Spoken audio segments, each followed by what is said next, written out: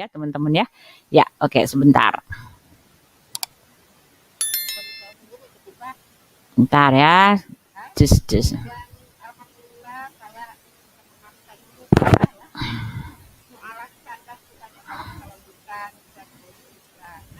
Ini Ikhwan Villa, saya sebelumnya mari kita ucapkan syukur dulu ya kehadiran Allah Subhanahu wa taala yang telah memberikan kepada kita nikmat iman dalam Islam sehingga kita masih diberikan kesempatan untuk menjalankan perintah Allah melalui Rasul-Rasulnya, salah satunya Rasulullah Muhammad SAW. Semoga Allah jaga kita. Ya, lewat aja ya, lewat. Anak-anak sehat.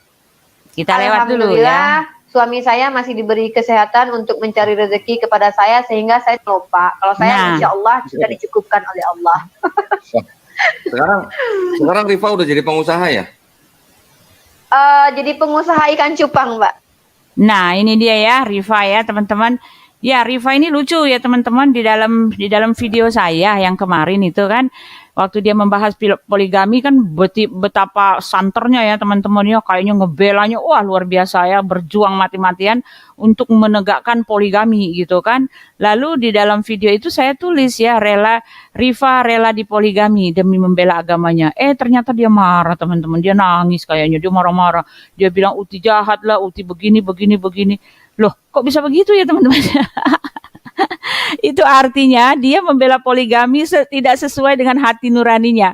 Hati nuraninya sendiri seolah-olah hati nuraninya sendiri sebetulnya menangis ya. Ketika saya bilang Rifa rela di poligami, dia menangis ya. Ketahuan banget gitu. Ya, orang dia yang ribut-ribut membela poligami, saya tulis bikin judul Rifa rela di poligami, dia marah-marah. Lucu. Ini dia si Rifa ya. Sejak itu dia maki-maki saya terus. Orang tua bangka lah, orang apalah katanya. Ya begitulah ya teman-teman ya. Tidak ada yang ketulusan itu hanya orang-orang yang hidup di dalam Tuhan Yesus ya teman-teman. Kita nggak akan bisa temukan ketulusan itu dari luar, dari tempat lain, kecuali orang yang sudah ada di dalam Tuhan Yesus. Ya, kita lanjut ya. Kita lanjut.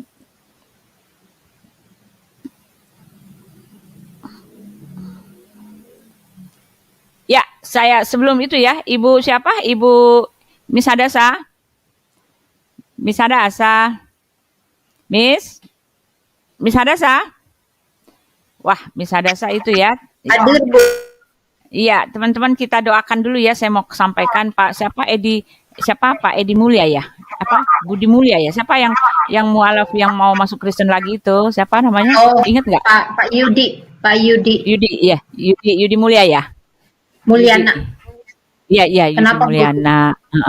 Dia kan katanya kan sakit ya, lagi sakit keras itu. Tadi nelpon kakak saya, minta didoakan. Dia kan minta didoakan, dia mau terima Tuhan Yesus kembali gitu. Jadi dia memang lagi parah gitu. Jadi dia nelpon siapa? Nelpon Pak Andrew yang di Jerman itu. Lalu Pak Andrew telepon kakak saya, jadi minta didoakan, minta kembali lagi kepada Kristus. Kakak saya bilang ya, kalau misalnya Tuhan berkenan dia hidup, ya mungkin 2-3 hari ini dia hidup. Tapi kalau tidak, ya dia mati di dalam Kristus. Lagi sekarat dia, Bu.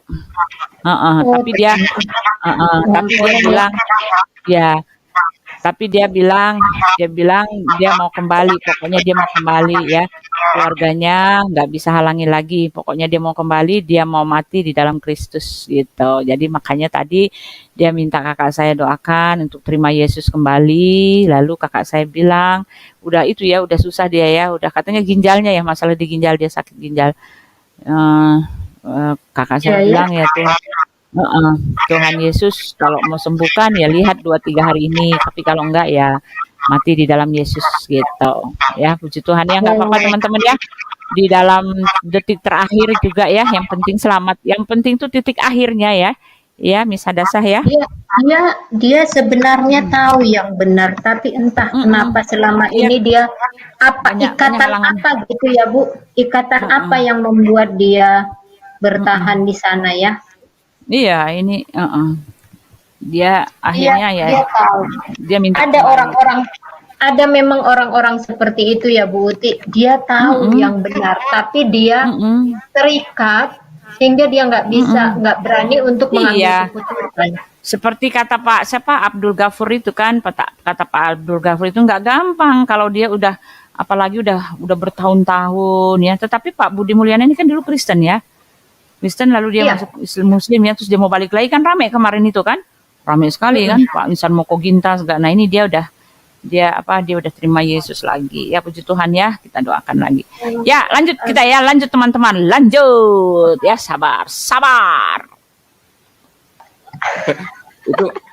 Itu yang di paling kanan itu berapa? Ya, kita lewatin aja ya topiknya aja. Ya, kalau saya minta dalilnya di mana dinyatakan bahwa Tuhan itu adalah batu itu, kemudian di mana dalilnya bahwa kita mengibadahi. Kalau bersujud itu kan beda ya, tidak semua maksudnya bersujud itu seperti malaikat yang bersujud kepada Adam itu kan bentuk penghormatan. Bahkan di dalam Bible Abraham bersujud kepada Bani Het kan bukan berarti dia menyembah. Nah, artinya di sini kata abadah atau ibadah itu berbeda dengan sajadah atau sujud. Artinya kita itu bukan mengibadahi atau menisbatkan Tuhan itu kepada batu. Dan dalilnya tidak ada. Ini hanya mutlak fitnah kepada kita umat Islam. Setahu saya sih begitu, sedangkal ilmu saya, Pak.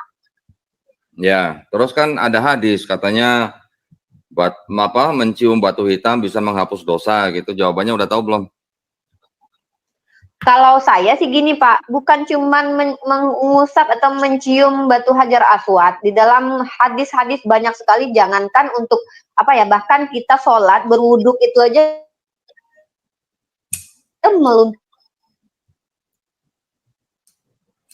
yang menyebabkan Allah ridho kepada kita. Signal saya bagus nggak Pak? Suaranya kurang bagus, suaranya putus-putus nih Rifan. Oke, saya ulangi ya. Ya. Nah, jadi begini, bukan hanya mengusap Hajar Aswad. Di dalam Islam, ketika kita berwuduk pun bisa melunturkan dosa. Bahkan bersedekah, walaupun hanya 1.000, 2.000, tapi ikhlas itu bisa melunturkan dosa.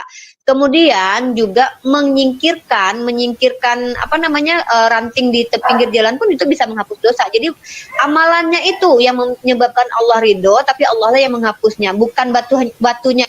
Nah, ya bisa nggak teman-teman menjawab ya? Jadi bukan batu yang menghapus dosa, tetapi amalan ya, menyingkirkan kayu-kayu di tengah jalan menghapus dosa, gitu kan? Tersenyum menghapus dosa, lalu mengusap batu menghapus dosa. Ibu Hadasa bisa memberikan tanggapan, Bu? Saya begini Bu Uti, kalau yang namanya amalan tentu mereka berpikir dari perspektif mereka ya. Mereka selalu mengatakan amalan itu adalah perbuatan yang baik, begitu kan? Kalau menyingkirkan ranting dari jalanan tentu ada baiknya supaya orang lain tidak terganggu. Kemudian yang lain-lain lah pokoknya yang bisa dilakukan yang beramal gitulah ya. Itu tentu ada kebaikannya. Lalu mengusap batu apa kebaikannya? Kita baca dulu ya, kita baca aja ya teman-teman ya. Ada silakan. Bu Fadila Hafiz nih Bu di live chat. Salam Bu Fadila. Ayo gabung yuk Ibu Fadila. Masuk Bu. Oh ya, saya kasih link ya, Bu. Masuk Bu. Aduh, senang nih kita ngobrol ya. Ya, Ibu kasih link aja Bu, Bu. Ya, bisa kan dari situ kan? Masuk Ibu, masuk. Jadi, siapa teman-teman? Apa Aisyah nih, Madam pengen, saya kepengen banget ngobrol dengar suaramu. Apa Aisyah, Effendi Ginting, Belungka nih, aduh nggak pernah masuk, cuma di luar doang. Ya. Jadi kayak ini Belungka masuklah kalian sekali-sekali. Ya. Saya tambahin ya Bu Uti. Orang Kristen tidak percaya kebaikan itu dapat menghapus dosa. Karena orang Kristen kan dosa itu adalah utang. Contoh orang kalau mau misalnya dia mencuri, tentu dia tidak bisa menghapus kesalahannya mencuri itu dengan cara membantu orang lain dengan memberi sedekah. Orang membunuh tetap akan dihukum dengan pembunuhannya itu. Tidak akan bisa selamat hanya karena dia membantu orang lain, menyelamatkan orang lain gitu. Tetap dia harus membayar utangnya itu. gitu. Dosa itu adalah hutang gitu. Iya. Nah, tetapi mereka berbeda. Ada mereka bisa hitung-hitungan amal, bisa menghapus dosa, dihitung, bisa mengurangi dosa gitu. Cuman itu pun tidak masuk dalam hal mengusap batu. Apa amalnya mengusap batu? Justru ketika kita melihat mereka mengusap batu itu, mereka dorong-dorongan, mereka injek-injekan, nggak peduli Iya, sampai seperti itu. Ya, gitu. Dan itu nggak bisa disamakan seperti wudhu dan lain-lainnya. Soalnya kalau mereka mau menyentuh batu itu, mengusap batu itu, mereka berkorban berpuluh-puluh tahun. Iya, jangan dibilang itu nggak penting-penting banget. Ngeluarin duit sebegitu banyak. Gitu, ya kan? Mereka itu kayaknya kalau di ini mereka ini ya pura-pura gitu. Padahal mereka berjuang ngumpulin duit setengah mati hanya untuk mengusap batu. Nggak sesuai ada maknanya. Sama omongan teori sama praktek beda. Iya, halo, selamat malam Ibu Fadila yang cantik, Ibu. Tahu nggak teman-teman, Ibu Fadila ini cantik loh orangnya. Ya, semuanya cantik. Namanya Ibu cantik ya Bu, ada saya. Gak mungkin gak. Iyalah, cantik lah. Anak-anak Tuhan cantik lah. Haleluya. Iya, luar biasa. Ini temanya apa nih Bu Uti? Iya, kita menjawab ini si Riva sama Donditan ini, kita dengar nanti ya videonya ya. Dia bilang kita ini masalah pagan. penebusan dosa pakai batu segala macam. Iya, silakan Bu. Nah, kasih begini. dulu. Kan berarti kalau sudah bisa ditebus dosanya dengan apa dia bilang tadi, beramal, terus misalnya mungut sampah di jalan, berarti sudah terhapus dosanya. Terus untuk apa amal-amal yang lain? Ya sudah, kita jadi kayak pemulung aja tuh, nggak usah digaji, ya kan? Habis itu masuk surga, bener nggak Bu Uti? Logikanya begitu. Logikanya begitu ya, logikanya memang begitu. Udah, kita nggak usah ngapa-ngapain, tetap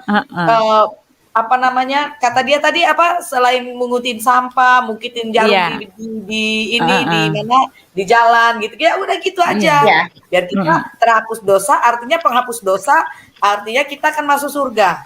Iya. Ini orang penyapu jalanan tuh masuk surga semua kali ya, amalnya banyak.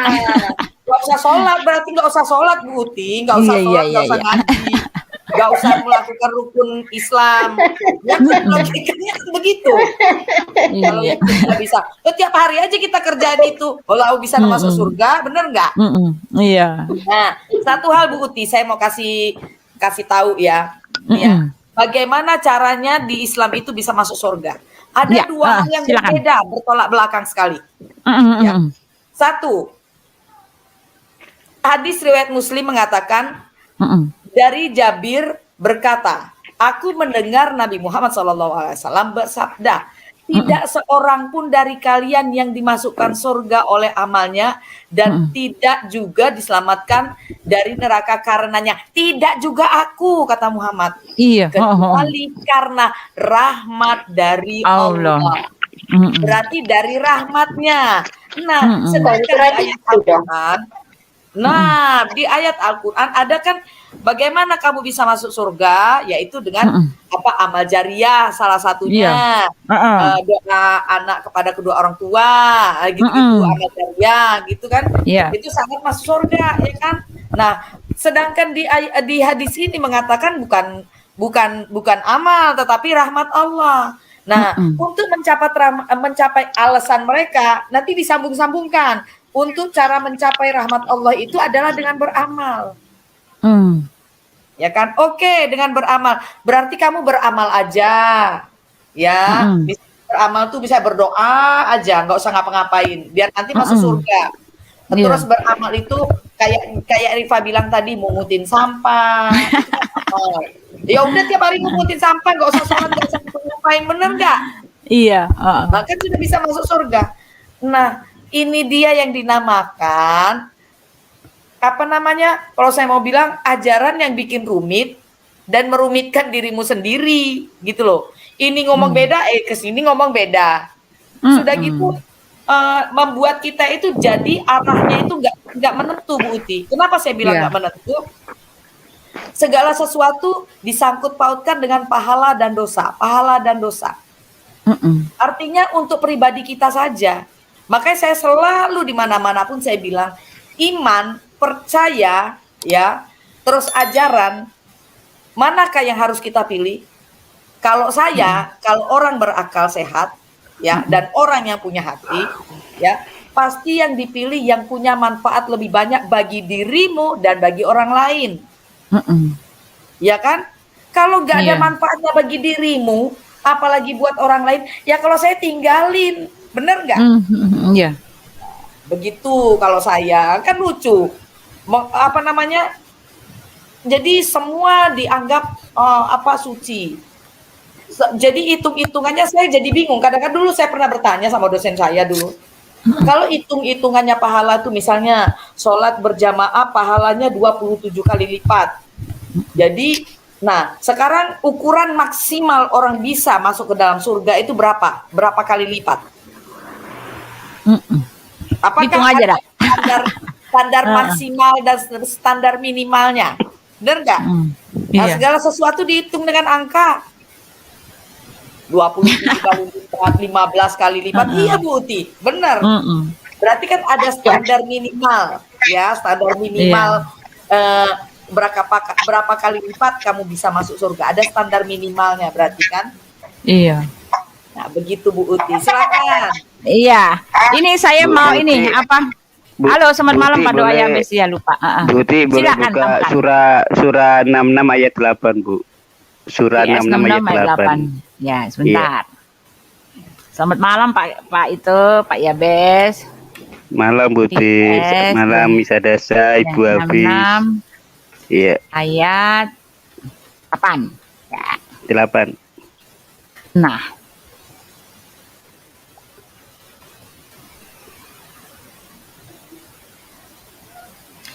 Wahai orang-orang, saya share dulu ya.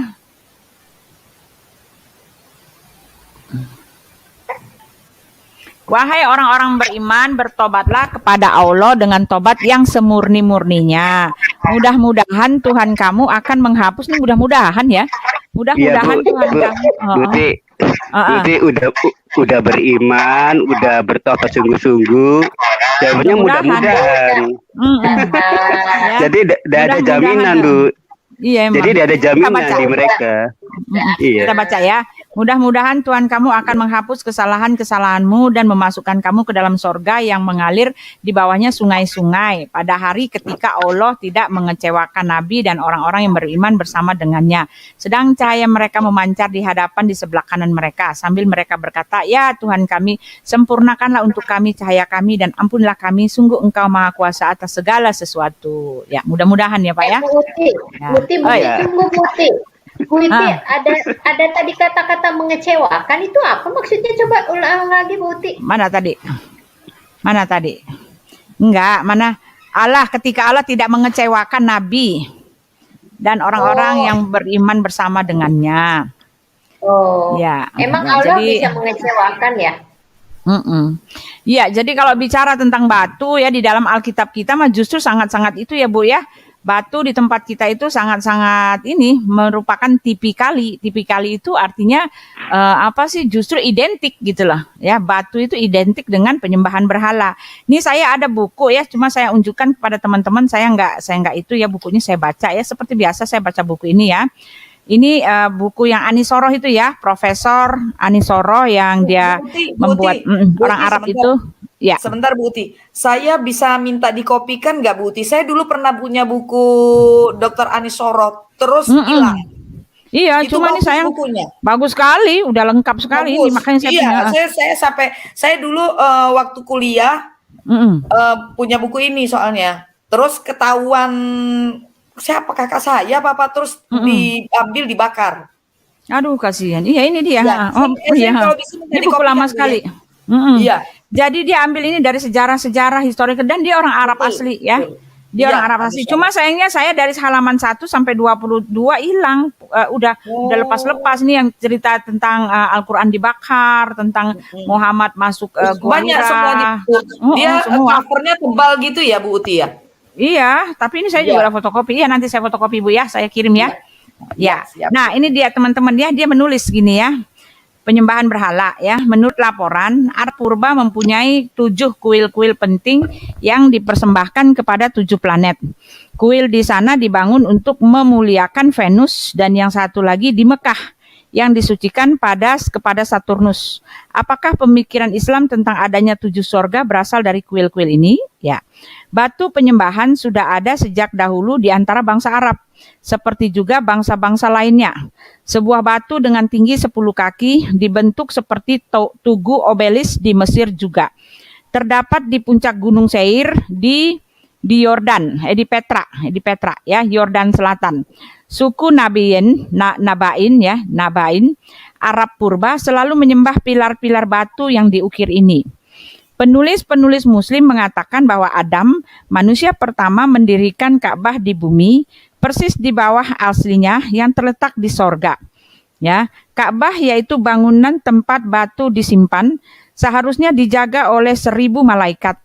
Nampaknya malaikat penjaga itu tidak hati-hati dalam pekerjaannya karena Abraham dan anaknya Ismail dikatakan telah membangun kembali Ka'bah itu setelah dirusak oleh banjir. Beberapa abad kemudian orang-orang Mekah harus membangunnya kembali akibat banjir yang lain. Batu yang ada di dalam bangunan Ka'bah itu dibentuk agak seperti sebutir telur, kira-kira 7 inci panjangnya. Muslim percaya bahwa pada mulanya batu itu lebih putih dari susu, tetapi kemudian berubah menjadi hitam oleh dosa-dosa orang yang menyentuhnya. Ka'bah ialah kata Arab yang berarti kerucut. Bangunan ini disebut juga Baitullah, yaitu rumah Allah. Pada mulanya Ka'bah terbuka atasnya dan akibat terbuka ini hujan lebat merusakkannya. Ketika Qusay ibnu Kilab membangunnya kembali, ia menambahkan atapnya. Beberapa berhala Arab purba disebutkan namanya dalam Quran, yaitu Al-Lat, kepala berhala di Taif, yang dianggap sebagai dewi. Al-Uzza mungkin sebagai simbol planet Venus, juga turut disembah dengan bentuk seperti pohon akasia. Manat adalah batu besar untuk tempat kurban. Suwa ialah perempuan. Yakus berbentuk singa, Yakut berbentuk kuda, dan Nars berbentuk burung Raja Wali. Di depan Ka'bah terdapat bayangan besar Hobal, dewa pelindung Mekah. Nah, itu kan. Ini bacaan ya, saya cuma membaca ya. Nah, ini ada lagi Bu ya. Ini tentang riwayat ini ya. Ya, moga-moga Rifa membacanya ya, riwayat batu Hajar Aswad itu ya. Ini saya bacakan ya. Ya, batu Hajar Aswad itu memang batu berhala Rifa. Jadi mau bilang apa gitu ya. Ini ya. Membangun kembali Ka'bah. Ka'bah yang dirusak oleh banjir harus dibangun kembali. Ka'bah adalah sebuah bangunan batu berbentuk kubus yang berisi 360 berhala suku-suku Arab setempat.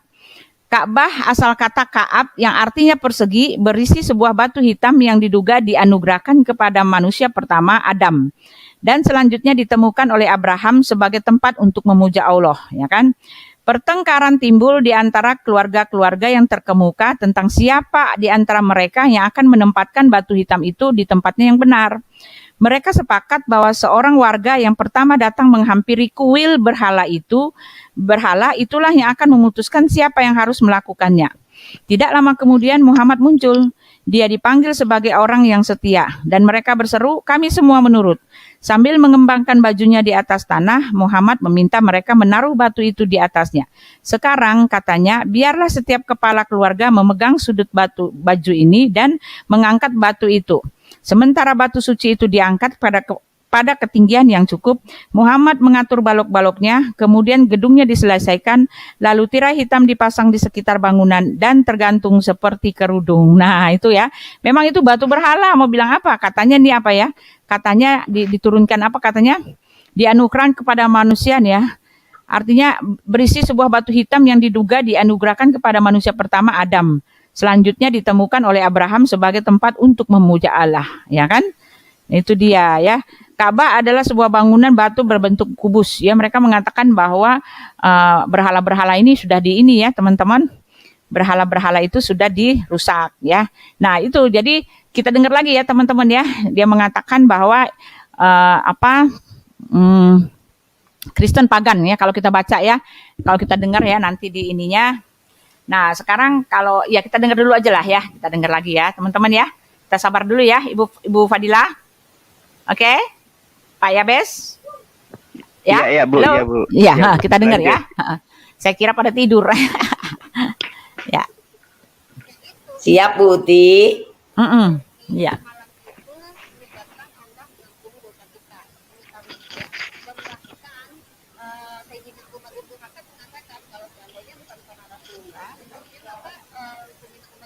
Bu Uti belum dinaikin, suaranya kurang Ya. besar. Bahkan batu Hajar Aswad itu pernah hilang, tapi kita umat Islam waktu itu tidak berhenti untuk sholat kan. Jadi bukan batunya maksudnya begini, bukan batunya yang mengampuni dan menghapus, tetapi batu itu menjadi salah satu cara kita penghormatan. Bahkan gini ya Pak ya, dalam Islam itu ya, tadi sudah saya bilang ya, berwuduk itu bisa melunturkan dosa. Bahkan suami istri bergandengan tangan, saling bermesraan dalam artian mereka mencintai karena Allah, itu pun bisa melunturkan dosa-dosa. Jadi dalam Islam itu mudah, nggak perlu Tuhan ini ada saya ada kurang bagus. Tidak perlu Tuhan bunuh Tuhan untuk mengampuni dosa. Tuhan bunuh Tuhan. Ya. Nah, Tadi saya dengar suami istri gandengan tangan juga bisa menghapus dosa ya. sering-sering Kalau aja saya sih gandengan saya ya, pernah Pak. baca dalilnya begitu, cuman saya nggak bisa tampilkan sekarang karena kan saya tidak mengumpulkan dalilnya itu. Tapi saya pernah mendengar itu. Jadi kalau ada umat Islam yang mungkin mengkoreksi saya, silahkan koreksi. Sedangkan pengetahuan saya kan hanya ilalang di pinggir jalan, Pak. Iya, Ya. emang. Maksudnya Ya, jadi teman-teman ya. Jadi teman-teman pertanyaannya untuk Pak Donditan sama Rifa ya, jelas batu Hajar Aswad itu adalah berhala sebelumnya ya. Sebelum Muhammad mendirikan agama Islam gitu kan, itu sudah merupakan batu berhala, dan Ka'bah itu sudah ada sebelumnya dan berisikan 360 berhala. Lalu katanya kan itu dihapus ya, berhala-berhalanya dihancurkan. Tetapi kenapa ya, pertanyaan saya, kenapa batu Hajar Aswad masih dielu-elukan, dimuliakan seperti itu ya? Ya kan? Ayo jawab kalau bisa. Tahun depan juga saya tungguin deh jawabnya. Ya, kita lanjut karena ya. Karena kalau mengusapnya kan bisa menghapus dosa, makanya dipertahankan gitu loh. Iya, biarin dia, Iya. biarin. Kita dengarkan apa tuduhan mereka buat kita ya. Oh, Iya. nih teman-teman ya. Ya. kalau gandeng suami orang atau istri orang nggak mengapa Udah lewat dulu. Nah, Itu lucu itu Bu tadi. ya. Ya Allah. Kemudian kalau kita kalau kita sholat pun atau kita berdoa juga kita nggak pernah menyebut-nyebut batu hitam untuk ngampunin dosa kita gitu kan. Ini si Rifa kayaknya terputus ya koneksinya ya. Oke, nah begitu juga di dalam tuduhan kita menyembah batu hitam. Kalaupun batu hitam itu tidak ada di Ka'bah ya, dan kalau kita sedang berhaji kemudian kita tidak mempunyai kesempatan untuk mencium batu hitam pun, haji kita tetap mabrur gitu. ya kita lewatin Jadi dulu ya bukan soal karena batu hitam. Kita mau lihat ininya mereka Tidak ya. ada patung-patung itu yang bernama Allah, betul nggak? Ya, jadi semua ya. patung-patung itu adalah patung-patung yang memang dianggap bisa membawa keuntungan atau manfaat bagi para penyembahnya. Tetapi bukan berarti Islam lahir dari situ. Islam lahir itu justru dengan cara apa? Membersihkan semua patung-patung berhala yang di sekitar Ka'bah, betul kan? Semua patung yang dianggap sebagai berhala, semuanya dihancurkan pada waktu Nabi Muhammad SAW menguasai Mekah. Nah, gitu saya membaca ya. Jadi tidak benar kalau Nih, ada saya bacakan anggapan ya. bahwa Kita baca lagi Islam ya. atau Muslim. Teman-teman kita baca lagi. Saya bacakan dulu ya. Kita baca lagi di dalam 36, halaman 36 ya. Mengenai itu ya tadi ya. Kita baca ya. Siapa kalau itu batu-batu berhala-berhala itu masih ada berhala itu salah satu berhala ya. Saya akan bacakan teman-teman sebentar halaman 36 ya. Nah, ini dia. Saya bacakan ya. Ini dia. Nah, halaman 36 ya. Masalah-masalah dengan orang-orang Mekah. Mula-mula orang Mekah tidak memperdulikan ajaran Muhammad. Tetapi begitu Muhammad mengutuk berhala-berhala mereka, mereka marah dan membunuh pengikut baru Muhammad. Zaid diserang ketika memimpin kelompok umat bersembahyang. Dia mempertahankan diri dan memukul salah seorang lawannya dengan tongkat penghalau unta. Ya, inilah kejadian pertama darah tertumpah sebagai akibat adanya Islam. Ya, karena orang-orang yang percaya makin bertambah jumlahnya, demikian juga para penentang makin bertambah kekejamannya. Muhammad menganjurkan supaya pengikut-pengikutnya yang tidak mempunyai perlindungan mencari suaka ke negeri asing. Beberapa di antaranya sementara itu pergi ke Abyssinia atau Ethiopia. Muhammad berusaha melindungi pengikut-pengikutnya dengan mengupayakan kesepakatan dengan orang-orang Mekah, yaitu dengan mengizinkan dewa-dewa mereka ke dalam sistemnya sebagai pengantara. Ia mengucapkan kalimat-kalimat berikut seperti yang diilhamkan. Maka apakah ya di dalam An-Najm 53 ayat 19 sampai 20. Dibaca ya Ibu Fadila ya, An-Najm Ibu Fadila. Bu Fad, ntar ya kita buka ya. An-Najm ya. Ya. Maka apakah patut kamu ya 19-20. Maka apakah patut kamu hai orang-orang musyrik menganggap Al-Lata dan Al-Uzza dan Manat yang ketiga sebagai yang paling terkemudian, nah sebagai anak perempuan Allah. Nah, karena dia ingin mengadakan persepakatan dengan orang Mekah, lalu dia mengizinkan bahwa tiga dewa ini dijadikan pengantara ya. Jangan dianggap yang terkemudian ya, jangan dianaktirikan, itu maksudnya. Sebagai yang paling terkemudian, sebagai anak perempuan Allah. Nah, ya. Lalu Al-Lata, Al-Uzza dan Manat adalah tiga berhala Arab pelindung kota Mekah. Ini adalah dewa-dewi yang dimuliakan. Demikianlah Muhammad memerintahkan pengikut-pengikutnya bahwa sesungguhnya fungsi pengantara berhala tersebut harus diyakini atau diterima. Kompromi ini menghasilkan rujukan dan membawa orang-orang Mekah membungkuk di hadapan Allah Muhammad.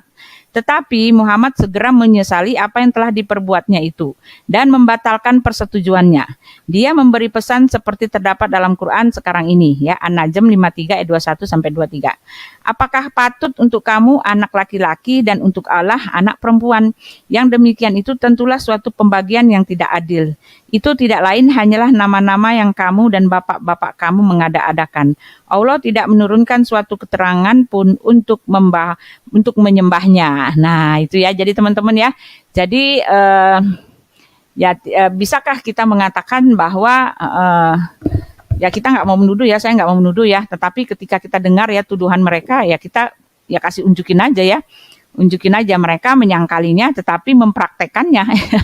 Ya enggak Bu Hadasa. Ya mereka menyangkali ya tetapi mereka datang, mereka mempraktek. Tapi Kata praktek mereka itu Toh kalau kita naik haji, walaupun kita nggak nyentuh, itu kita tetap mabrur gitu. Dia bilang begitu. Ya itu sih cara ngeles doang. Soalnya udah jelas diperintahkan kok sama itunya. Sama iya ada. Ada ritualnya ya. Gini Bu.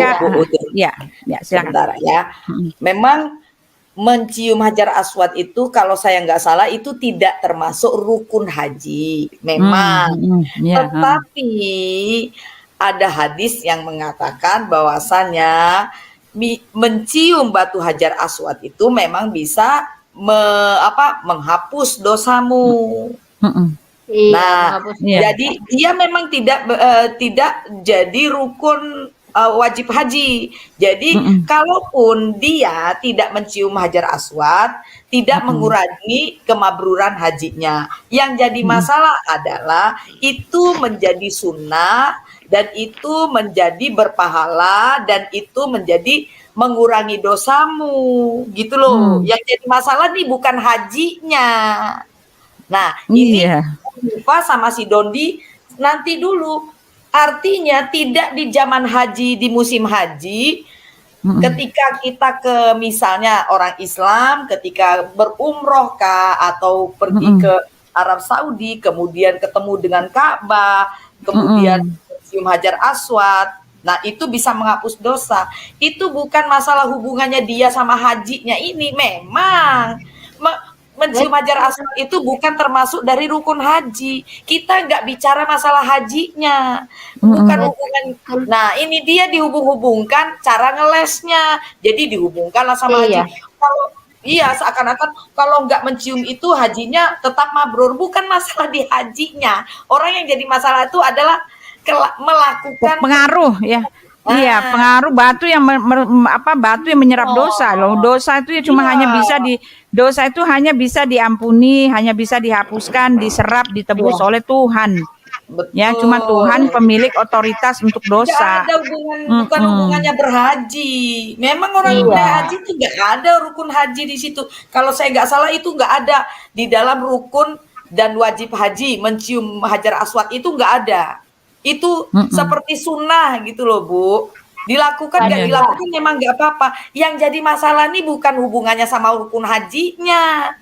Orang juga umroh aja nggak pas musim haji, orang umroh boleh kok mencium Hajar Aswad karena dia merasa suka. Bahkan waktu tempo hari 2 tahun yang lalu kayaknya ada sampai orang Indonesia dari Makassar ya kalau saya nggak salah mencuri kain penutup Ka'bah itu sampai hampir masuk penjara kan, itu heboh. Iya. Nah ini Sunan Nasai, Sunan An-Nasa nomor 2919. Sesungguhnya batu ini akan mempunyai lisan dan 2 bibir akan bersaksi bagi orang yang menyentuhnya di hari kiamat dengan cara yang benar. Nah, batu nanti akan punya lisan, bisa ngomong gitu kan. Nah, lalu di dalam Albani Sahihul Jami nomor 21889. Dari Ibnu Umar, saya mendengar Rasulullah bersabda, sesungguhnya mengusap keduanya Hajar Aswad dan Rukun Yamami akan menghapus dosa. Iya. Itu Bu Uti. Itu Rukun Yamami itu apa coba? Itu yang ada di pojoknya itu. Yang menghadap ke daerah Yaman kan? Menghadap ke daerah Yaman. Saya tahu. Ya. Ya, sekarang kita lanjutkan ya bagaimana dia mengatakan bahwa kita ini orang. Dulu sama Pak Otak Lontong. Oh, ada ya. Oh ya, maaf Otak Lontong, kurang ngeh saya lagi. Selamat malam Pak Otak Lontong ya. Shalom. Salam. Haleluya. Bu Bisa Dasa, Bu Fadila. Ya, shalom. Apa tadi Pak Doa Yabes ya?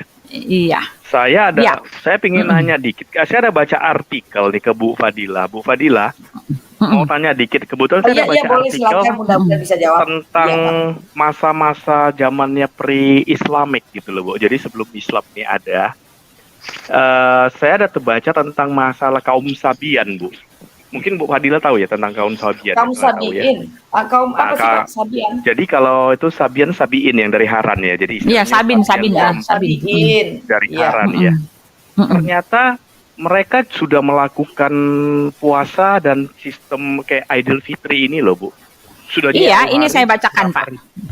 Saya coba bantu. Nih saya bantu bacakan ya. Mereka suku Sabin itu ya, mereka melakukan puasa ya. Jadi mereka itu adalah salah satu-satunya ya pelopor agama monoteis di situ ya. Daerah lokasinya mungkin daerah dekat situ ya. Lalu dia melakukan puasa 30 hari dalam setahun. Nah, mereka melakukan ritual seperti Haji Idul Adha itu ya, memotong hewan-hewan, kambing, domba, lalu dagingnya dibagi-bagikan ya gitu kan. Lalu mereka juga berpuasa selama berpuasa itu dah tadi ya. Lalu mereka bersolat mereka tapi waktu itu 7 kali. Nah, kalau di Islam kan sedikit, Bu. Kalau di Islam kan 5 ya. Ya, bentar. Jauh sebelum itu kan Ortodok Koptik itu sudah melakukan hal itu. Gitu ya? Oh iya, Ortodok Koptik, saya kan Koptik. Itu kami sholat 7 waktu, Bu Uti. Itu semua ada korelasinya, ada dengan Alkitab, semua ada. Sholat 7 waktu, kalau Islam 5 waktu. Sholat 7 waktu itu subuh, kalau mereka ada duha, kalau kami itu ada juga. Tapi itu kalau mereka kan sunnah. Sholat 7 waktu. Bukan Ortodok jauh duluan. jauh sekali mereka duluan ya, Ortodok Koptik, Syria. Kemudian ngaji, kami ada tilawah Bu Uti, tilawatul gitu ya? Injil. Iya, tilawatul Injil. Ya, jadi misalnya baca ini, Bu Uti mau minta saya baca apa? Kejadian kah? Atau Keluaran 3 ayat 1 sampai 3 misalnya. Ini bahasa Arab dan ini Alkitab ya. Ya. Wa amma Musa fakana yara'ana ma yasruna hamihi kahini Midian. Fasaqal ghanama ila wara'il bariyati wa ja'a ila jabalillahu hurib. Keluaran 3 ayat 1 ya. Ini keren ya. Enak. Iya. Itu, saya lakukan itu tiap pagi Bu Uti. Nah, tetangga saya dikira saya ini mualaf. Oh gitu. Padahal saya baca Injil bahasa Arab. Ya. Nah, tilawah itu kita sudah duluan. Kemudian puasa 30 hari. Kami kan Koptik itu Lebaran, Natal itu 7 Januari. Oh iya. Ya kan? 7 Januari. 43 hari sebelum 7 Januari kami sudah puasa. Jadi kami menganggap kayak mereka yang persis kita. Ya, mereka yang persis kita. Nah, jadi 43 hari sebelum tanggal 7 Januari kami berpuasa, kemudian di tanggal 6 malam itu kami ibadah. Jadi seperti kayak takbiran, malam takbiran. Jadi itu berpuasa, tetapi puasanya sama kayak muslim yang sama kayak kita.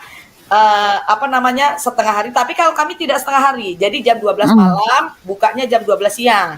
Sahurnya istilahnya 12 malam, bukannya jam 12 siang, dan itu tidak makan, tidak minum. Satu. Kemudian tetapi ketika sudah buka puasa, kami tidak boleh makan daging. Nah, kecuali ikan boleh, tetapi di hari Rabu dan Jumat itu tidak boleh makan daging sama sekali. Nah, mereka ada puasa Senin Kamis, itu ngikutin kami, mengikutin kita. Iya. Rabu Jumat, tiap Rabu Jumat sepanjang tahun itu ada puasa. Iya. Lebih lagi pas Paskah, sebentar lagi nih Paskah, dari tanggal 28 Februari sampai masuk masa Paskah itu Koptik berpuasa Bu Uti, dan itu puasa berat, puasa besar namanya kalau kami bilang, puasa besar. Yang itu tidak berpuasanya ada waktu tertentu yang waktunya agak sedikit panjang, kemudian itu selama 40 hari lebih sampai Paskah itu kami tidak boleh makan daging sama sekali. Jadi siapa yang niru siapa, silakan ini. Iya. Nah, satu hal, makasih luar biasa keterangannya ya. Jadi satu hal ya, kita baca di dalam Alkitab ya, agama pagan itu ya, Pak Dondi, Pak Rifat, ingat ya, aku mau kasih tahu ya, agama pagan itu adalah mereka berusaha menyerupai ya, mereka berusaha menyamai Tuhan, itu dia. Ya, itu yang perlu Anda ketahui ya, bukan Yesus yang berusaha menyamai dengan agama-agama pagan, enggak. Agama-agama pagan itu yang nanti dia ceritakan ya, mereka itu berusaha menyamai Tuhan ya. Dewa-dewa itu berusaha untuk menyamar seperti malaikat terang gitu kan. Di dalam 2 Korintus 11 ayat 14, coba kita baca dulu ya teman-teman ya. Nanti kita baca ini, wah ini banget, kita buka ininya ya. Ayatnya tadi, di situ aja Bu ya. Iya, saya buka aja ya. 2 Korintus, inilah ciri khas ya. Kita nggak pernah ada yang namanya ayat-ayat kita nggak pernah ngambil dari mana original ya, tapi kalau ayat mereka, ini susah banget nih buka Alkitabnya ya, sini ya. Ya. 2 Korintus 11 Kejadian ya, 2 Korintus 11. Ya, 2 Korintus sebentar ya, ini dia. Nah. Ya, 2 Korintus 11 ayat 14. Nih ya, kita buka ya. Dia menyamar ya. Hal itu tidak usah mengherankan sebab iblis pun menyamar sebagai malaikat terang. Nah, ini satu poin ya. Jadi di luar itu para penyembah berhala atau iblis semua menyamar, mengikut-ngikuti, meniru-niru istilahnya. Meniru-niru Tuhan yang sebenarnya ya. Jadi jangan salah ketika kamu mengatakan kita yang meniru-niru pagan itu. Ya sekarang teman-teman kita dengarkan ya apa pendapatnya ya. Mereka mengatakan orang Kristen itu meniru-niru ajaran-ajaran dewa-dewi gitu ya. Terbalik. Yang sebenarnya adalah ajaran dewa-dewi itulah yang menyamar. Jadi sekarang kita telusuri ajaran siapa yang semuanya latar belakang liturginya, nabi-nabinya, lalu siapa lagi teman-teman ya, nabi-nabinya bahkan mengaku bahwa dia adalah yang itu, yang meniru-niru. Ya di tempat kita semua ajaran kita itu original. Ya kita nggak pernah bilang ketika ditanyakan kalau kamu bingung kamu tanyakanlah kepada kitab ahli kitab sebelumnya, enggak gitu ya. Ya yang di kita itu original. Nah, jadi ya justru di tempat Anda ya ada Isa, ada Musa, ada siapa? Ada Daud ya, tetapi meniru-niru ya. Isa ditiru, Yesus ditiru. Nah, itu Alkitab telah mengidentifikasikan bahwa ajaran-ajaran yang tidak menyembah Allah yang benar itu mereka meniru-niru kebenaran. Nah, kita lihat ya. Mari kita dengar ya teman-teman ya. Agak lama kita dengar aja ya. Kita simak aja. Lah, susah amat nih bukanya nih. Itu sebagai penganut paganisme. Nanti saya akan jelaskan atau saya akan berikan informasi bagaimana pandangan daripada rabi-rabi Yahudi mengenai iman daripada seorang muslim atau umat muslim ya. Oke, sekarang kita lanjut ya. Saya mulai aja ya. Rifa ya. Siap, Sir. Siap. Saya nyimak sambil pegang pena.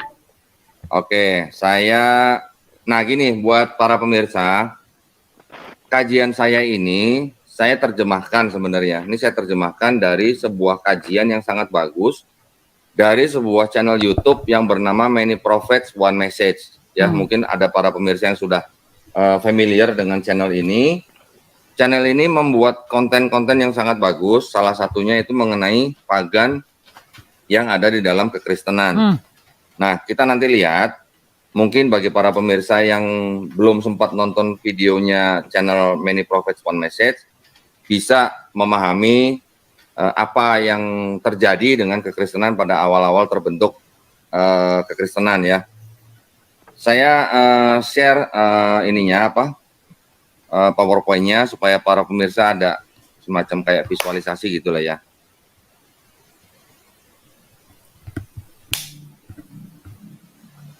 Kita lewatin aja yang lama-lama ya.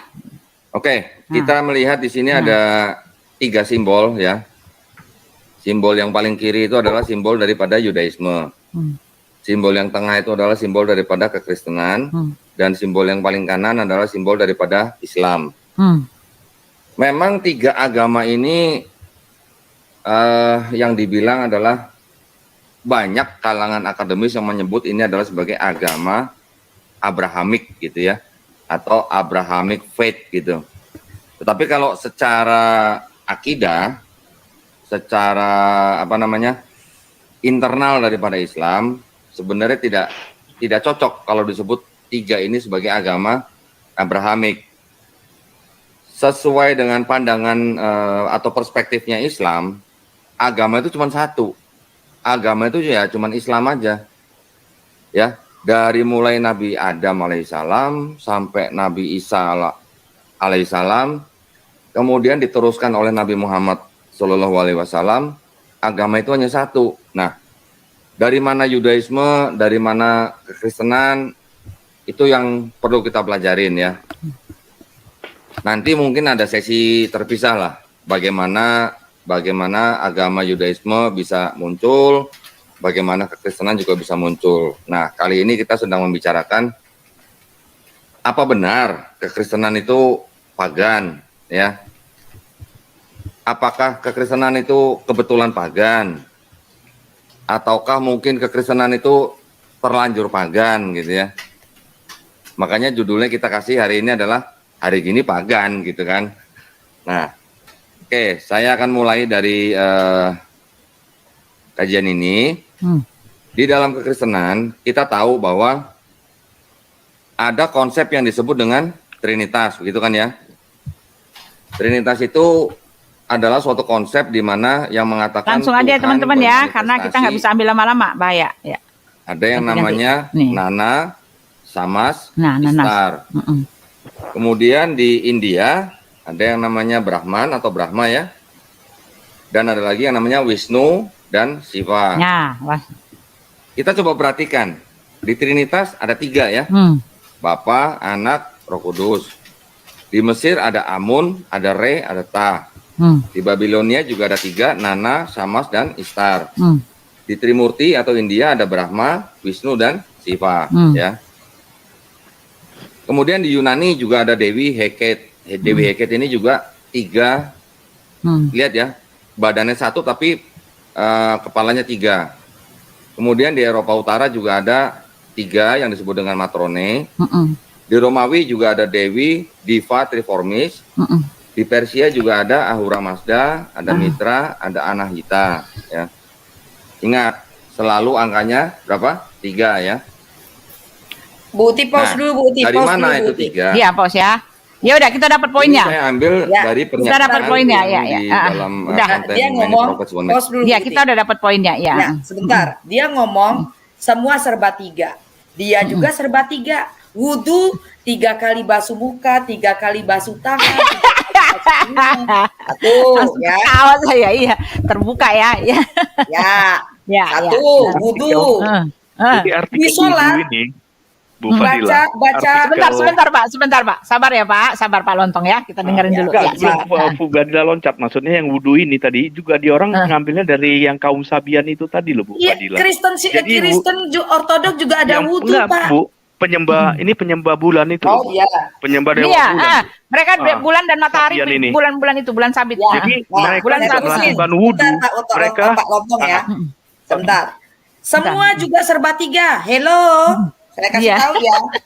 Kamu ruku Subhana rabbiyal azimi wa bihamdi 3 kali. Kamu sujud baca Subhana rabbiyal a'la wa bihamdi 3 kali. Kamu berzikir 33 kali. Enggak 3. Jangan ngomong serba 3 lah, ente juga serba 3. Gitu loh. Jadi nggak usah kasih opini, semua serba 3. Lah dia juga serba 3. Coba kita ini ya, buka otak, buka dulu pikiran kita. Dia juga serba 3, Allah, Jibril, Muhammad 3 enggak? Iya. Nah, makanya Bu, serba 3. Bu Fadila. Kalau mau serba masalah serba 3, dia lebih 3 juga. Iya. Wudhu semua serba 3 kali. Ruku, sujud, doanya 3 kali, baca doanya. Itu benar Bu Uti, 3 kali. Subhana rabbiyal azimi wa bihamdi 3 kali. Sujud subhana rabbiyal a'la 3 kali, 3 kali juga. Belum zikir 33 kali. Serba 3, serba 3. Jadi nggak usah framing, sana serba 3, semua serba 3 lah. Ente juga serba 3. Gitu aja selesai. Iya. Bu Fadila, Bu Ya, Fadila Pak itulah Doditan kan botol tentang agamanya, Bu. Jadi dia nggak tahu. Iya, dia nggak ngerti agamanya sendiri ya. Iya. Ya, silakan Otak Lontong. Tadi mau nambahkan, Pak Otak Lontong. Iya, Bu Fadila. Jadi maksud saya tadi yang saya mau sampaikan tentang pagan ini, Bu. Sebenarnya gitu, ya. pagan yang sebelum Muhammad ini, mereka Sabian itu kan terdiri dari 2. Ada yang monoteisme, ada yang politeisme. Ya, Kalau yang politeisme itu mereka menyembah dewa bulan yang namanya Sin atau Nana. Nah, iya. ini penyembah dewa bulan ini termasuk Beltasar loh, Bu. Yang sesudah Nebukadnezar itu kan ada Beltiasar yang tangan Tuhan menulis di tembok itu. Iya. Dia itu seorang penyembah dewa bulan, Bu. Dan waktu malam hari itu di mana mereka melakukan pesta yang menggunakan peralatan dari Bait Allah, itu dia lagi melakukan festival Idul Fitri loh, Bu Uti. Saya dapat naskahnya makalahnya di situ tadi yang saya baca. Jadi Idul sesudah Fitri mereka maksudnya Idul Fitri, Pak? Idul Fitr itu artinya bagi mereka yang penyembah bulan ini dari Sabian ini, mereka juga melakukan Ramadan. Maksudnya bulan ini hilang dalam waktu 1 bulan. Ada simbol-simbol bulan, bulan bintang tuh ada simbol-simbol. Iya, yang tahu itu, Pak. Benar. Ada simbol itu Itu simbol Babilonia itu, Bu. Bulan sabit itu kan simbol Babilonia kan, bulan sabit. Iya. Jadi pada malam itu dia dibunuh, diambil nyawanya sama Tuhan sewaktu mereka mengadakan pesta sesudah Ramadan itu, Bu. Jadi hari puasa terakhir. Jadi begitu puasa terakhir mereka menyambut Idul Fitri kan namanya kan. Idul Fitr di mereka. Nah, Belteasar ini menggunakan peralatan bait Allah. Dan tangan Tuhan itu muncul menulis yang di tembok yang tekel-tekel apa itu ya, yang dia ditimbang dan langsung itu. Nah, dia inilah turun inilah ke Sabian itu tadi, Bu. Dan Sabian ini sampai ke Jazirah Arab. Iya. Nah, jadi sekte ini Sabiin kan ya Pak ya? Sabin, mereka bilangnya Sabiin ya. Termasuk katanya Nabi juga kan dikatakan termasuk Sabiin. Dia termasuk yang Sabiin juga ya kan, karena dia berbaur dengan sekte ini, Bu. Ya, jadi, Pak Lontong sebentar, saya mau tanya boleh nggak? Berarti boleh. termasuk yang tawaf mengelilingi 7 kali Ka'bah itu juga kah? Nah, kalau 7 kali itu terinspirasi ya angka-angka 7 itu dengan Nostarian dari Waraka bin Novel itu. Oh iya, Nostarian itu mereka ininya itu kayaknya ke sana juga kan Pak Lontong ya? Itu juga, betul. Dan dulu cara mereka mengelilingi itu harus dengan telanjang. Iya. Oh iya benar. Dengan telanjang. Jadi mereka ini sebenarnya penyembah bulan. Jadi namanya Allah itu aja adalah nama dewa bulan yang dikonvers dari Hubal menjadi Allah. Oke, sebentar Pak Lontong. Saya jadi keingat. Mereka ini kan kalau hitungan hari, hitungan tahun, kalender mereka kan pakai kalender hitungan bulan, bukan matahari. Betul. Iya, bulan. Berarti kan mereka punya simbol. Iya, baru paham saya. Jadi mereka menganggap pada bulan Ramadan itu bulan ini meninggalkan mereka, hilang dalam waktu 1 bulan. Makanya ditunggu-tunggu sebulan kemudian kembali dalam bentuk bulan sabit, itulah mereka merayakannya. Yang dinamakan Idul Fitr sesudah Ramadan. Jadi semua tentang Ramadan sama Idul Fitr ini dikopi sama Muhammad, dimasukkan ke dalam Quran. Iya, Sabiin itu juga, ya. Termasuk batu Hajar Aswad juga. Termasuk ini Bu, wudu. Wudu juga dari Sabiin. Mereka melakukan pembersihan diri dari Sabiin. Terus mereka melakukan sembahyang 5 kali 1 hari. Itu juga dari Sabiin. Terus caranya sholat. Satu lagi Pak, ayat-ayatnya dari Alkitab, Taurat, Injil, dan Jabur, ya kan ritualnya dari tempat lain. Nanti saya kasih link ya sama. Saya nanti ada Waraka, kasih link ke Ibu Uti. Iya. Jadi bisa Bu Uti lihat linknya. Termasuk cara sholat, Bu.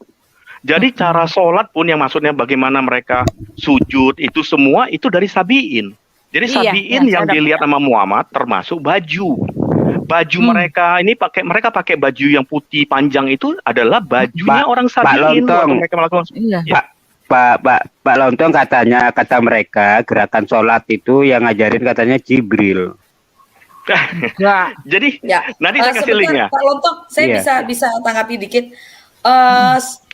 Itu ada setelah ada Kristen apa sebelum? Sebelum zaman Sabiin ini sebelum Kristen sudah ada. Mereka Nostarian sudah ada Pak, udah ada Pak. Turunannya ini Sabiin ini belum. Mereka itu adalah langsung dari zamannya Nebukadnezar, terus ke Belteasar, terus mereka sudah menganut sekte ini Sabian itu. Jadi makanya katanya Sabian from Har. Sudah ada Kristen. Pada waktu itu belum ada Kristen, belum ada kan zamannya Nebukadnezar masih kan Bu. Belteasar. Sebentar, masih jauh. Saya gini. Sebentar, karena kan Warakah ini kan dia kan Kristen bidat ya. Iya, Nestorian. Itu Nestoran. Ya, kebanyakan Kristen-Kristen yang ada di Timur Tengah itu kan zaman dulu banyaknya kan Syria dan Ortodok. Dan Ortodok itu banyak yang dicontoh yang diambil sama mereka ini. Termasuk sholat, sujud dan segala macam, zikir juga, ya kan? Zikir. Tapi kalau Ortodok kan 41, kalau mereka 33. Nah, itu. Nah, sholat pun kita 7, dia 5. Kami ada sujud juga, cuman sebelum sujud tuh ada tanda salib pakai Bismillahirrahmanirrahim abi wa ibnu Ruhul Qudus. Nah, mungkin kalau saya bisa ambil kesimpulan, bisa jadi mereka ngikut kaum Sabiin juga, kemudian ditenggarai juga campur-campur dengan Sinoroto yang nyampur-nyampur. Bahkan batu itu kan batu berhala itu udah ada juga. Nah, kalau untuk ayat-ayatnya, untuk pengajarannya dari Alkitab Taurat, Injil, dan Jabur. Jadi nggak ada yang dibilang itu. Di dalam kitab mereka ada sebut 3 golongan kan Bu. 1 golongan Sabian, 1 golongan Yahudi, 1 golongan Nasrani. Kristen. Iya. Kan 3 golongan. Dan mereka menyamakan 3 golongan ini adalah golongan yang sama loh kedudukannya. Mereka menyamakan kedudukannya sama loh 3 ini. Ada kan Bu di surahnya itu. Katanya juga orang Sabian nanti juga akan. Jadi dia samakan Sabian yang sebenarnya yang Sabian ini 100% pagan loh. Pagan, monoteis Pagan. dia monoteis Pak, tapi Dia bukan penyembah bulan. monoteis Tuhan ya, tapi Tuhan apa dewa yang menyembah satu. bulan. Iya, Menyembah bulan satu. mereka. Iya, Jadi mereka menyembah bulan yang namanya yang mereka kenal tuh Sin. Nama bulan tuh pada waktu itu mereka kenalnya namanya Sin, S-I-N. Iya. Ini yang mereka sembah. Makanya ada kuil-kuil bulannya itu semua ada di Haran, masih lengkap sampai hari ini, masih ada peninggalannya di Haran. Jadi Di Haran ya. Jadi asal muasal penyembahan bulan ini dari Haran. Jadi ini agak lucu, agak sesuatu yang apakah ini suatu kebetulan? Apa tidak kebetulan? Kenapa? Karena Abraham juga berasal dari Haran. Jadi saya melihat ada sesuatu yang agak luar biasa. Apa ini yang makanya tadi saya bilang kebetulan atau enggak? Tuhan waktu Bapak memanggil Abraham keluar dari Haran sebagai Bapak orang beriman, tapi di satu sisi di sana itu tempat penyembahan dewa bulan yang paling besar, paling awal gitu loh. Jadi asal muasalnya terang dan gelap semua dari satu kota ini loh, Bu, dari Haran ini. Nah, ajaran Haran inilah sekarang yang menyebar sampai mereka. Jadi sebetulnya mereka ini adalah ibaratnya yang yang dari kepompong jadi ke Metafor, jadi apa? Bermetafor. Sampainya mereka lakukan sekarang ini sebenarnya ini semua penyembahannya itu adalah penyembahan dewa bulan yang semuanya dari dulu pagannya sampai nama-namanya sama, Bu Uti. Jadi mereka tidak mengganti. Idul Fitri itu asal muasalnya dari Babylon ini. Nanti saya kasih linknya. Nanti saya kasih link lagi. Ini luar biasa. Makanya saya dapat yang link yang kali ini. Jadi kita kan selama ini kita tahu. Jadi mereka kopinya ada 3 yang diambil. Kalau yang mengenai tata cara sembahyang, tata cara wudhu, tata cara puasa, Idul Fitri, itu diorang ambil 100% dari pagan Sabian. Tapi mengenai isi kitab, mereka ngambil dari kitab-kitab Yahudi, Perjanjian Lama, dari Torah itu loh Bu, termasuk kitabnya kita. Iya. Nah, inilah yang 3 inilah yang dikopi sama Nabi ini. Jadi sebenarnya semuanya nggak ada yang baru. Exactly copy paste, tidak ada yang baru. Copy Jadi paste, betul-betul nggak ada yang baru. Betul pagan. Jadi apa yang disampaikan tadi sama Don Ditan itu kalau dengan adanya artikel yang begini kita tunjukin, oh kita menghema ketawa. Yang sebenarnya pagan itu siapa gitu loh. Udah jelas. Iya. Yang pagan udah kelihatan muter-muter batu itu siapa? Yang pagan itu yang nyembah batu, Pak. Jelas, Pak. Nyembah batu. Nah, ini saya pagan, saya bacakan dulu, Pak. Nih saya bacakan dulu ya yang soal Sabin itu ya. Ini Anisoro juga mencatatnya nih, Pak ya. Ahli-ahli sejarah purba seperti Abi Isa, seorang Maroko, berpendapat bahwa Sabin adalah penduduk beragama yang pertama yang berbahasa Syria. Adam sendiri berbicara dalam bahasa itu. Sheba dikatakan sama dengan Sheba anak Kusi, anak Ham dan anak Nuh yang disebut dalam Kejadian 10 ayat 6 sampai 7. Ibadah mereka monoteis. Mereka memberi korban-korban persembahan dan sembayang 7 kali sehari. Muhammad nampaknya meniru perbuatan mereka, tetapi dengan mengurangi jumlah salat menjadi 5 kali sehari. Sabin berpuasa 30 hari dalam setahun. Buka puasa untuk terbenamnya matahari. 2 lagi praktek-praktek yang mereka islamkan, yang diislamkan oleh Muhammad selama bulan Ramadan. Dan Dr. Ahmad Shah, seorang teolog Muslim dan Kristen, seorang kakak alma mater dan teman karib saya, bercerita ketika saya mengunjunginya di India tahun 1978 bahwa beberapa penulis salah duga mengira bahwa sekte Sabin adalah pengikut-pengikut Yohanes Pembaptis karena mereka juga membaptis anggota-anggota baru yang masuk ke dalam kelompoknya. Dia menambahkan bahwa di samping Allah mereka juga menyembah bintang-bintang dan malaikat-malaikat. Ya itu dia. Ya ada bintang kan, mereka ada bintang 5 ya Pak ya, bintang kaki 5 itu ya. Bintang itu ya. Yahudi kan 6. Kalau mereka bintang 5 ada ininya. Ada apanya? Kan bulan bintang. Iya, mereka bulan bintang.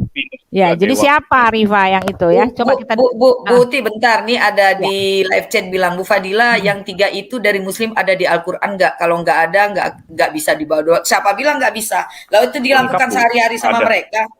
Dilanturkan ya, dipraktekkan bahlah ya. Dipraktekkan orang sholat kok. Nah, sekarang kita jawab teman-teman. Kita jawab kenapa itu ada ya, sekarang kita jawab ya, kenapa ada dewa-dewa itu cuma mitos. Ya ingat ya, mitos yang Saya sudah kasih linknya. Saya sudah kasih linknya di private chat, Bu. Di private chat. Link apa Pak? Yang tadi ya, Sabin ya? Yang tadi semuanya lengkap tentang yang dari dewa penyembahan Baal sampai private chat nanti kalau itu dia hilang Pak. Mendingan ini ya Bapak kirim kemana ke WA. Kalau private chat kan nanti kalau misalnya Ibu kasih email atau apa di private chat nanti saya kirim. Bu. Iya. Ya email ya.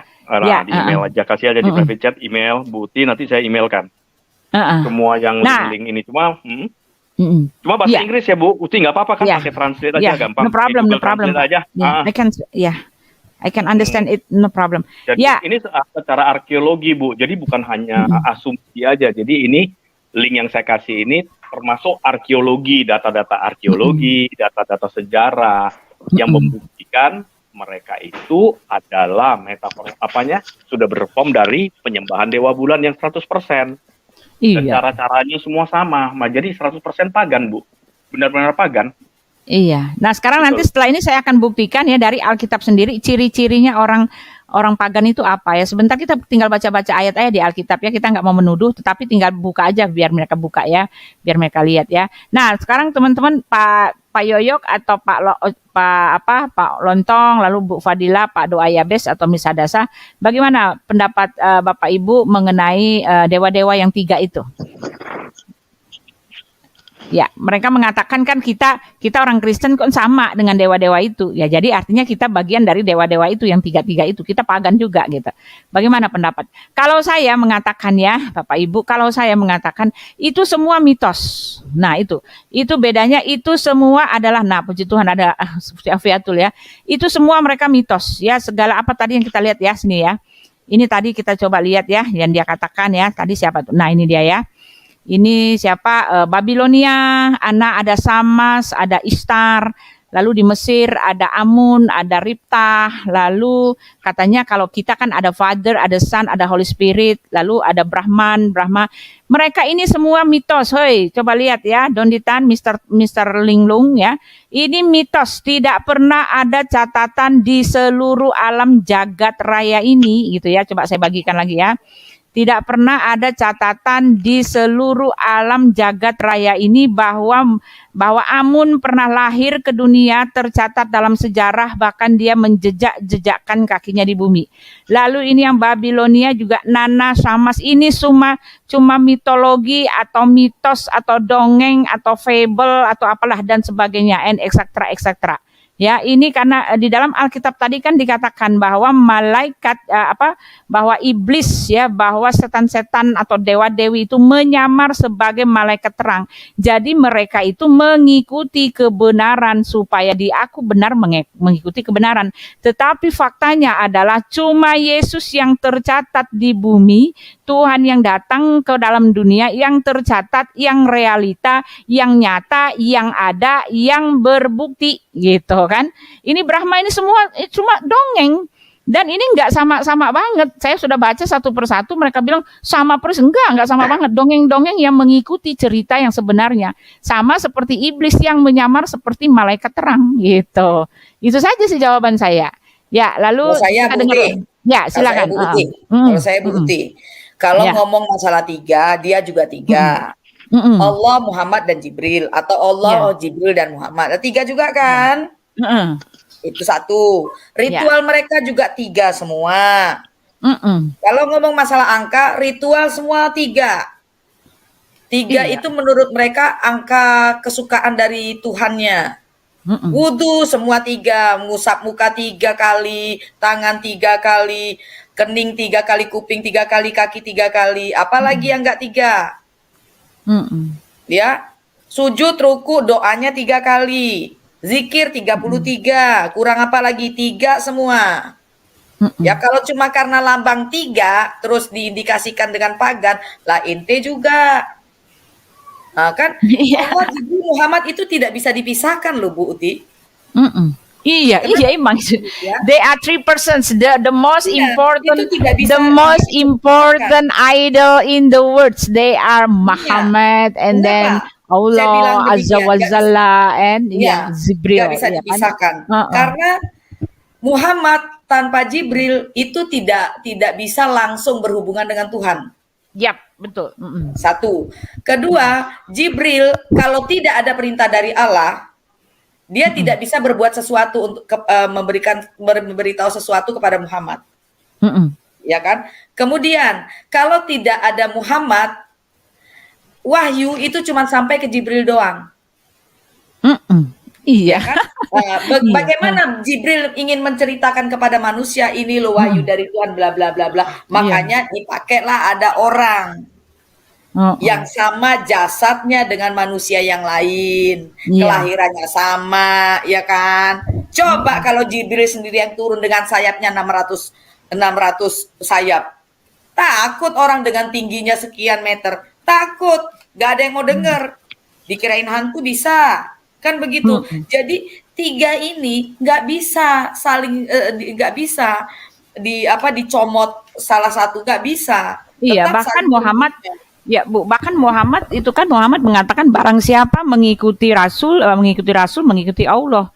Ya, barang siapa percaya kepada Rasul, bahkan kemarin kita baca ya Miss Hadasa, beriman kepada Rasul, beriman kepada Allah. Nah, bayangin loh, beriman itu satu, kalau beriman kalau sama manusia kita bilang percaya, tetapi kepada Tuhan kita nggak bisa bilang kita lebih agung lagi namanya beriman. Tetapi kemarin kita baca tuh di Jalalain, beriman kepada Rasul, beriman kepada Allah. Ya jangan dibilang nggak setara, gitu, mereka menolak dibilang setara. Rukun iman itu 6 loh, Buti. Iya. 6. Beriman kepada Allah, beriman kepada malaikat, beriman kepada Rasul, beriman kepada kitab-kitab, beriman kepada banyak ya imannya ya. Beriman kepada qadar dan qadar. Itu rukun imannya loh. Iya ya. Kita mah iman kita kepada Yesus Kristus. Ya, kita sapa dulu. Selamat malam Ibu Sofiatul. Senang sekali sudah lama tidak nongol ya. Ibu Sofi. Selamat malam, Bu. Ya, malam-malam, Bu. Iya, apa kabar? Bu Sofi. Ya, malam teman-teman semua. Ya, Ibu ngikutin kami nggak? Nah, ini intinya saya mau ceritakan ya, kalau kita lihat videonya panjang sekali ya. Intinya adalah ya bahwa dia mengatakan kita tidak beda dengan ajaran-ajaran pagan itu, karena mereka bicara bahwa pagan ini kan ada tiga pribadi itu. Lalu ada yang ritualnya Yesus mati gitu kan, lalu ada juga di dalam ajaran pagan dewanya mati gitu. Lalu ada dewanya bangkit ya, dewa Osiris katanya kan dewanya bangkit. Tetapi saya udah lihat enggak juga gitu. Enggak sama-sama persis. Lagi pula itu adalah cuma ajaran dewa-dewi yang sama sekali hanya merupakan dongeng-dongeng gitu kan. Lalu dia mengatakan untuk Rasul Paulus sendiri, dia mengatakan gitu kan. Nah, Rasul Paulus itu ada di ceritanya di kisah Rasul Paulus yang mengatakan bahwa dewa-dewa telah datang dalam bentuk manusia. Coba kita lihat ya. Ini dia pakai ini teman-teman ya. Dia bilang ini artinya bahwa pada masa itu dewa-dewa itu mereka menuzul menjadi manusia katanya. Sebentar saya buka dulu ya teman-teman ya. Ini dia. Ini dia bilang KPR Kisah Para Rasul 14 ya. Nih, kisah Para Rasul 14 ayat 11. Nah, tetapi dia nggak lihat ya. Tipikali udah dibuka langsung juga sama Rasul Paulus. Ketika orang banyak, udah belum? Oh, belum ya, saya share dulu. Saya suka lupa lo nge-share itu. I always forget how to share. Ya, this one. Ya. Ya, ketika orang banyak melihat apa yang telah diperbuat Paulus, mereka itu berseru dalam bahasa Lakonia. Dewa-dewa telah turun di tengah-tengah kita dalam rupa manusia. Nah, pernyataan dari orang-orang itu dikatakan oleh Donditan ya, teman-teman, bahwa ini adalah bukti ya bahwa sebelumnya mereka mempunyai dewa-dewa yang kepercayaannya sama, nuzul menjadi manusia gitu ya. Nuzul menjadi manusia, inilah dia buktinya gitu. Tetapi dia nggak baca ini ya. Ketika orang-orang itu, nih sekarang kita baca ya, ayatnya ini 11 ya. Ayat yang ke-12 ya. Nah, Barnabas mereka sebut Zeus dan Paulus mereka sebut Hermes. Nah, ini dia. Ya, karena ia yang berbicara. Ya, jadi dia bilang kita ini Zeus itu kita meniru Zeus, meniru Bar Hermes gitu. Ya, lalu kita baca lagi 12, 13. Maka datanglah imam dewa Zeus yang kuilnya terletak di luar kota, membawa lembu-lembu jantan dan karangan-karangan bunga ke pintu gerbang kota untuk mempersembahkan korban bersama-sama dengan orang banyak kepada rasul-rasul itu. Nah, kita lihat perkataan Rasul Paulus ya. Jadi mereka mendengar itu Barnabas dan Paulus mengoyakkan pakaian mereka lalu terjun ke tengah orang-orang banyak itu sambil berseru. 15. Hai kamu sekalian, mengapa kamu berbuat demikian? Kami ini adalah manusia biasa sama seperti kamu. Kami ada di sini untuk memberitakan Injil kepada kamu, supaya kamu meninggalkan perbuatan sia-sia ini dan berbalik kepada Allah yang hidup, yang telah menjadikan langit dan bumi, laut dan segala isinya. Nah itu ya, Donditan, Rifa, kamu ingat ya, lihat ya. Jadi walaupun kamu mengatakan bahwa dewa-dewa itu buktinya adalah dewa-dewa itu mempercayai bahwa dewa itu juga bisa nuzul sebagai manusia, tetapi ini ditolak oleh Rasul Paulus. Rasul Paulus tadi sekali lagi mengatakan, dia mengatakan kami ada di sini untuk memberitakan Injil kepada kamu supaya kamu meninggalkan perbuatan sia-sia ini. Nah itu kepercayaan mereka itu sia-sia ya. Dan berbalik kepada Allah yang hidup. Nah itu dia, kepada Allah yang hidup yang telah menjadikan langit dan bumi, laut dan segala isinya. Ya, jadi nggak sama ya. Justru Rasul Paulus itu menentangnya. Kalau memang Rasul Paulus itu adalah dewa yang menjelma menjadi manusia, tentu saja dia tidak akan menentangnya. Ya, itu kalau otak Anda jalan ya, Pak Profesor Linglung gitu kan. Nah, sekarang saya mau kasih tahu ya, ada justru yang tipikal dari hal itu ya, perlu Anda mengetahuinya adalah ya, yang tipikalinya adalah dikatakan di situ bahwa dewa mana tadi ya, kepada Allah yang tidak aku kenal itu ya, itu di mana ya? Sebentar, 2 Korintus 11 ayat 14. Nah, coba kita lihat ya. Oh bukan, itu mah iblis menyamar tadi aku. Sebentar teman-teman ya, kepada Allah. Ada yang tahu nggak teman-teman? Ya silakan lanjut dulu ya, saya ambil dulu ayatnya. Ya jadi teman-teman, saya udah ngirim itu linknya ya. Udah ngirim ya iya, Bu Putih. Linknya di private chat ya teman-teman ya. Ada ini ya, jadi ini di Athena di Korintus 17 ya, KPR 17 ya, saya lihat dulu ya teman-teman ya. Ini si One Way nelpon lagi sebentar. Halo Pak One Way. Minta linknya. Enggak, nanti repot. Tidak, nanti kalau udah selesai baru ya, kami masih mau itu. No Muslim come in. Ya enggak ada debat-debat, kami aja, lagi membahas. Bu, dikasih aja, Bu. Oh, kasih aja ya udah, saya kasih. Ya udah, boleh. Tapi jangan ngawur ya, kalau macam-macam saya lempar. Oke? Ya. Kan ada Bu Sofiatul kan. Oh iya. Takut dia sama Sofiatul, lari pantang-panting, jubreng ya. Ya teman-teman sebentar ini ya. Kepada Allah, jadi ketika ya, jadi tipikali justru sudah dikasih tahu oleh Rasul Paulus ya. Rasul Paulus dengan jelas menuliskan seperti ini ya. Ketika dia melewati, tadi saya udah catat ini ya, di dalam KPR ini sebentar teman-teman ya, saya buka dulu ya. Aduh, malah lepas lagi nih. Repotnya begitu nih ya. Alkitab Sabda. Nah, ini dia ya, sebentar. Ini dewa kepada Allah yang tidak kami kenal. Allah yang tidak kami kenal. Ya, jadi di ini ya, coba saya buka aja dah Alkitabnya. Repot ya. Jadi gini ya teman-teman ya, ketika Rasul Paulus masuk ya ke Athena ya, seingat saya dia masuk ke Athena, lalu di situ dia melihat begitu banyak ya, jadi kumpulan dari dewa-dewa itu ya, lalu patung-patungnya semua ada di situ, lalu dia mendapatkan satu tulisan ya, jadi tipikali dari agama-agama itu ya, Rifa, lalu Pak Donditan, tipikali, spesifikasi, identifikasi atau apalagi di indetik ya, ciri khas dari agama-agama pagan itu adalah mereka mempunyai Tuhan yang tidak mereka kenal ya. Walaupun ya sekali lagi aku mau kasih tahu, walaupun mereka punya simbol-simbol, mereka membuat konsep Tuhannya, dewanya tuh berupa simbol-simbol, tetapi jelas mereka tuh tidak pernah berhubungan dengan Tuhan, dengan Tuhannya. Itu adalah tipe atau spesifikasi Tuhan yang orang yang penyembahan itu adalah spesifikasi berhala.